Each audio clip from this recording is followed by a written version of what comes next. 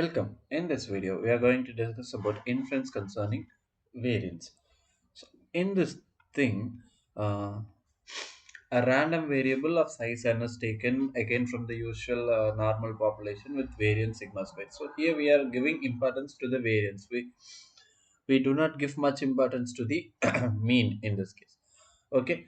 So when population variance is sigma square, of course, sample variance is s square. Here we are defining n minus 1 times of s square upon sigma square as chi square. This is a chi square random variable with parameter nu equals n minus 1.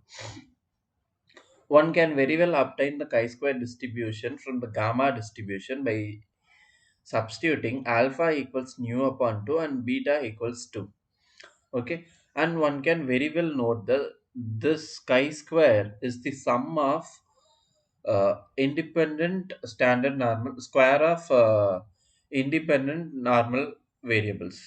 Okay, squares of v independent standard that is this chi square can be written as summation I runs from 1 to nu times of, okay, and xi square, where each xi is a normal variate. Okay. Now, in this thing again, we will have something called chi-square alpha. This one we can read from the chi-square table. How to read the this is the number such that the area under the chi-square curve to the right of its alpha. So basically, uh, we would have some curve like this. Okay, suppose if it is alpha, this is the area that we denote it as chi-square alpha. Okay, so we have the degrees of freedom on the top, sorry, the level of significance on the top and the degrees of freedom on the right. So we can read the values from this table. Moving further, we are going to check the confidence interval for one variance. So basically whatever this chi-square alpha it is given, okay, by the definition of chi-square alpha, we have this one, that is chi-square 1 minus alpha upon 2, smaller than chi square alpha upon 2. This is with probability 1 minus alpha.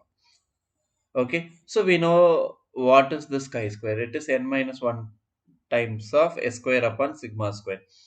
So from this, what we do is that we just take this quantity to the other sides. That is chi square 1 minus alpha upon 2 divided by n minus 1 times of s square smaller than 1 upon sigma square smaller than chi square alpha upon 2 upon n minus 1 times of sigma square. When we take reciprocal of this, the inverse of this quantity will be the leftmost.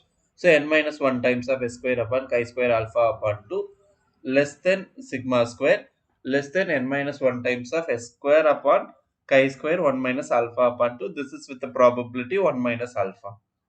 Okay, this is the confidence interval for the variance. Okay, whenever we try to find out the confidence interval for a variance, this would be the case with uh, probability 1 minus alpha. The parameter for the chi-square distribution is n minus 1. Okay, moving further, we have an example here.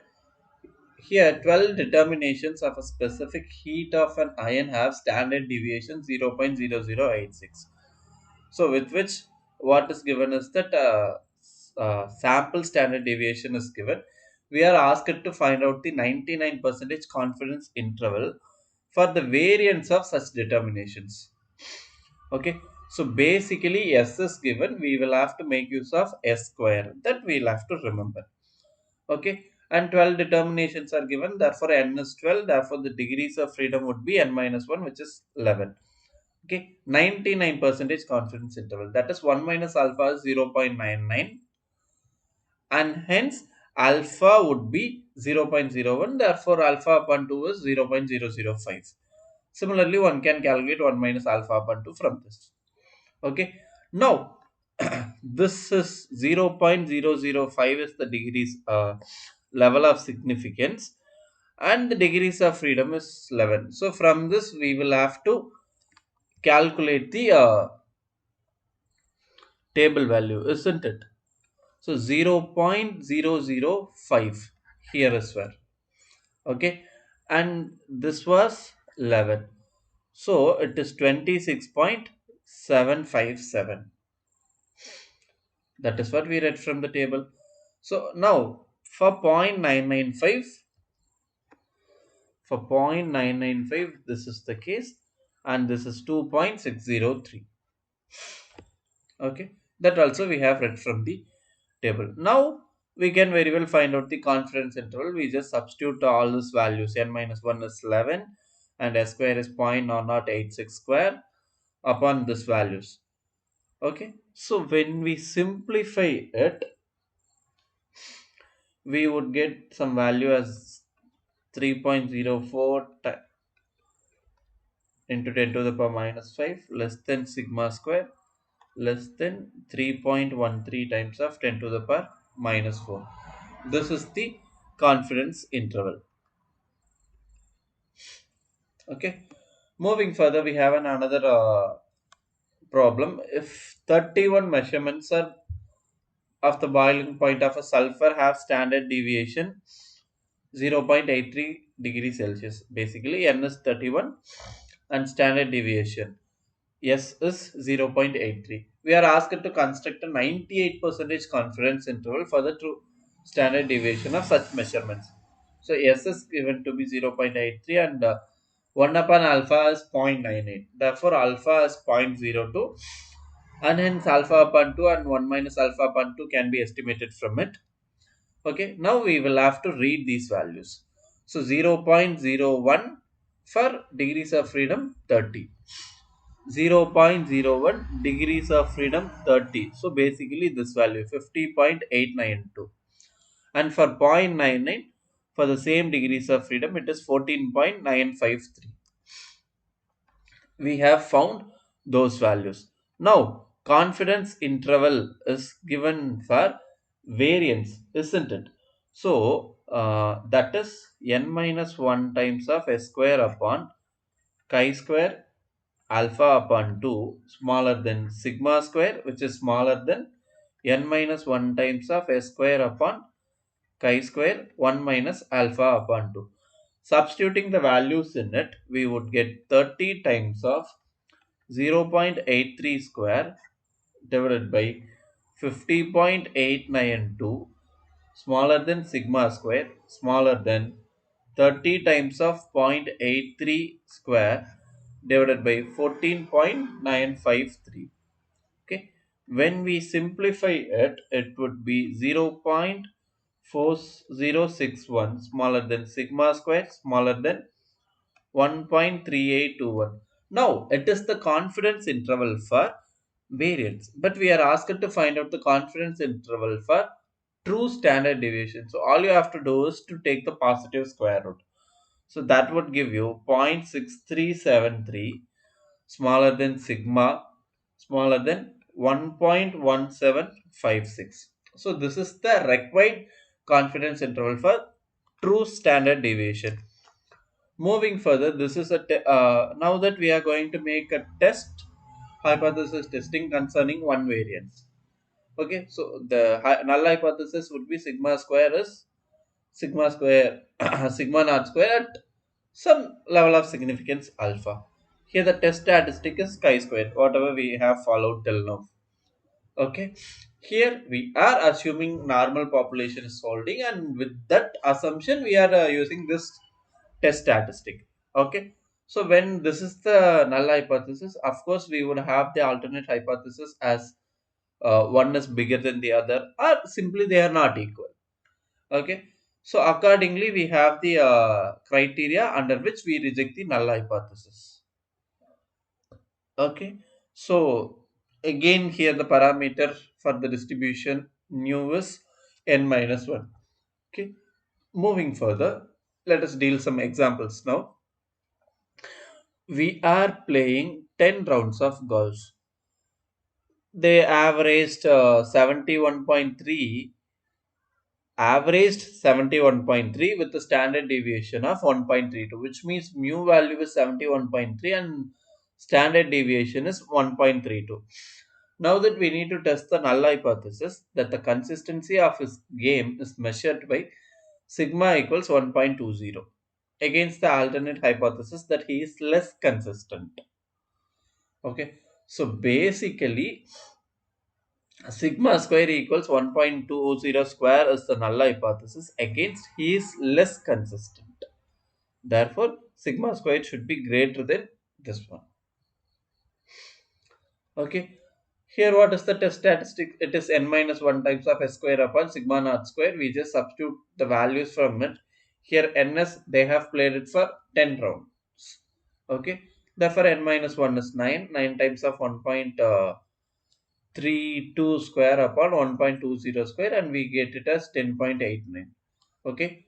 With nu equals n minus 1, which is 9, and alpha equals 0.05. Because sigma square is greater than sigma naught square. This is the alternate hypothesis that we have now.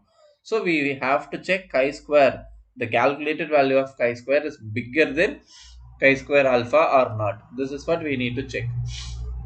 Okay. We just read the value from the table as we did in the previous problems. So we observe that this chi square is not greater than chi square alpha. So basically, what should we do? We cannot reject it. We accept the null hypothesis. Okay. Moving further, we have another problem. Here we are asked to use 0.01 level of significance. Therefore, alpha is 0.01. Okay. We are about to test the null hypothesis that sigma is 0.015 inches for the diameters of a certain bolts. Again, the alternate hypothesis that sigma is not equals this one. Given that a random sample of size 15, okay, yielded a sample variance 0.00011.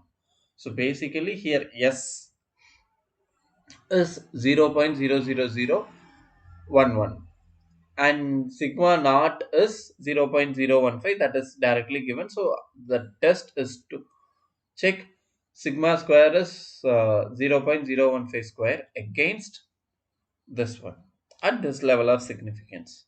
Okay, the test statistic is n minus 1 times of s square upon sigma naught square, that is 15 minus 1, 14 times of 0.00011 upon 0.015 square, which we are getting it as 6.84. Okay, now here if you come back, if not equal to is the case, we will check whether chi square is smaller than chi square 1 minus alpha upon 2 or chi square is greater than chi square alpha upon 2. So both the values we will have to read. We have read both the values from the table. Okay, so this should be smaller than this one. We will check it. Chi square is smaller than this one. No. Okay. And chi square is bigger than this one. Chi square is not bigger than this one. So both the conditions are not satisfied. That is basically chi square is lying between these two things only. In that case, we have to accept h naught. So basically here if you see here chi square 1 minus alpha upon 2 smaller than chi square alpha upon 2. So this was the condition that we used to derive the confidence interval, right? So basically if chi square is lying between these two things, we accept null hypothesis. This is exactly happening here. Okay, but in testing the hypothesis we have said it that if suppose all these are some real numbers, right? So if it is chi square 1 minus alpha upon 2 and if it is chi square alpha upon 2, if the calculated chi square value lie in this region or this region, we cannot accept null hypothesis, therefore we reject it. Okay, if it is lying in between these two things, we accept it. Okay, that is happening here, and we accept the null hypothesis. That's it. Thank you.